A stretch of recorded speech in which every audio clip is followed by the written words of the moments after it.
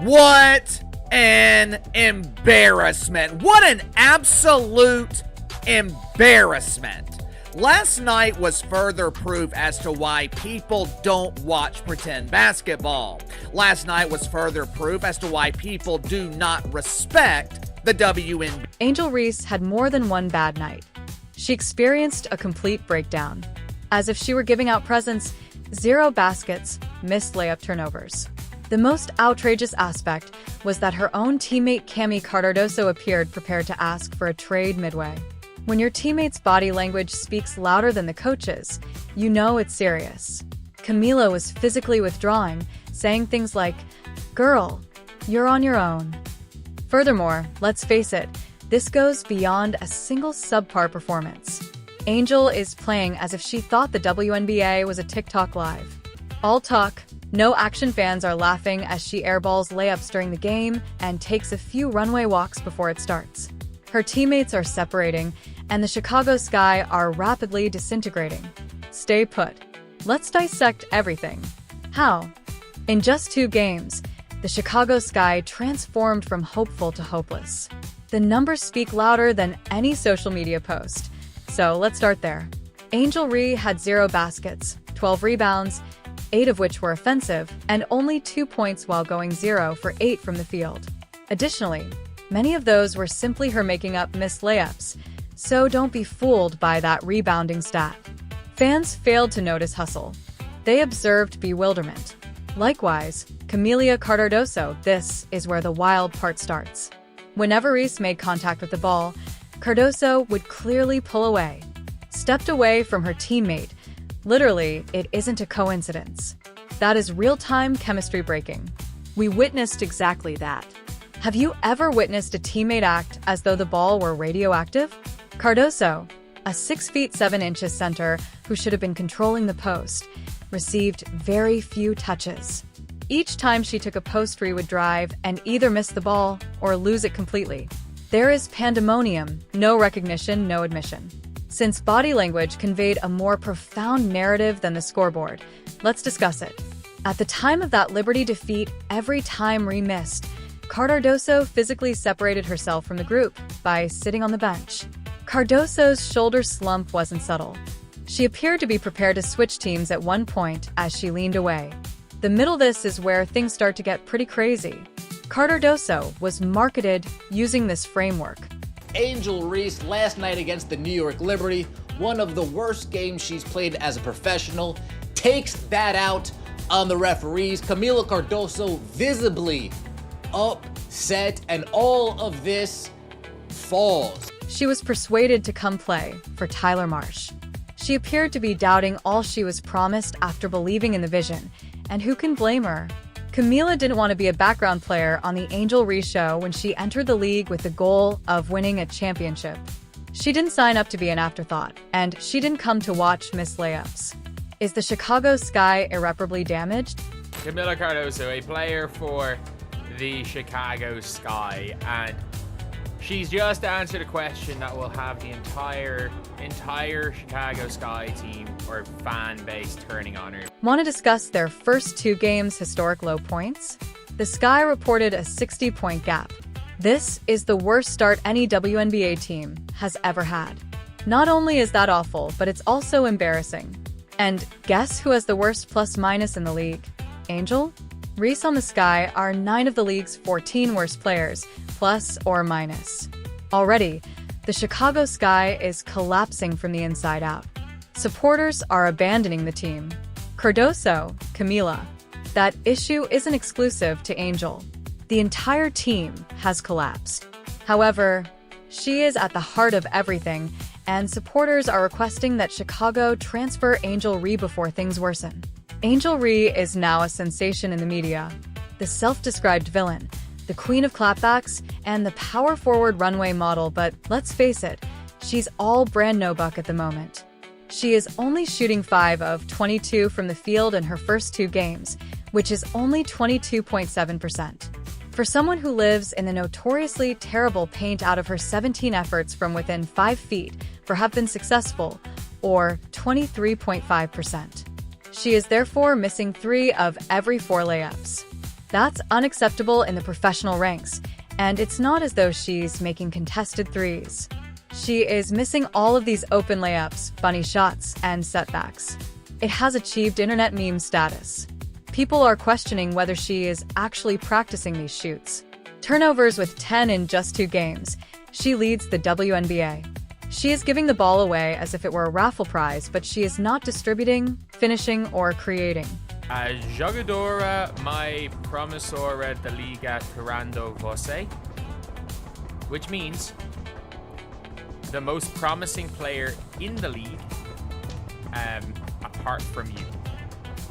And that is obviously what she was asked. This is what she said to that. This is what she answered to that question. Liga, my promiser apart from you. Tirando V is the most promising player in the league, and that is clearly what she was asked. This is what she responded to when asked that question. What causes Kamilla Cardoso to withdraw once more? Not only physically, but also emotionally, as you can see her losing interest each time Reese fumbles a ball or misses another shot. I would like to know if you're Kamilla. Cardoso must feel like she was duped, so what are you thinking at the moment? Sold on an idea that swiftly became a nightmare, let's compare this catastrophe to the events in Indiana. The Fever and Caitlin Clark recently exacted retribution on Atlanta. After losing once, they recovered. They performed like a team, helping one another out. Off the bench, Sophie Cunningham and Lexi Hull are giving vitality. Dominating the paint is Aaliyah Boston. When it counted, Clark took the lead in distribution and made decisive decisions. That is the appearance of chemistry. In the meantime, in Chicago, while the bench appears to be watching a horror film, Reese is throwing up bricks. The Fever are creating culture, creating excuses, and more than just winning games. Of Angel Reese failing to control her emotions. We saw it against the Indiana Fever. Yes, she got a hard foul. Reese's terrible performance isn't the only sorrow here. She is bringing the team down with her. Her body language, teammates' disengagement, and the ball sticking slow down when she's on the floor.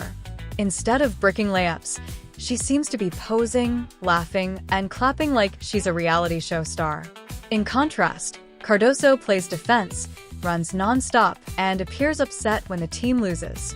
One of them is attempting to prevail. The other one aims to get viral. When it counts in the locker room, whoever do you trust? This Angel Reese crash out over a loose ball foul call. What are we doing here? We are 2 games in, and we already have 2 separate games of Angel Reese failing to control her emotions. We saw it. The third game versus the Sparks was meant to be the game of comeback. Everybody's attention was on the Chicago Sky. They had the opportunity to silence the naysayers, secure a much-needed victory, and demonstrate that the first 2 blowouts were merely growing pains. Most importantly, the Sparks were without not 1 but 2 important starters. This was a gift-wrapped victory on paper. It was similar to basketball Santa arriving early, but they completely bungled it. Angel Reese's depressing tale is repeated.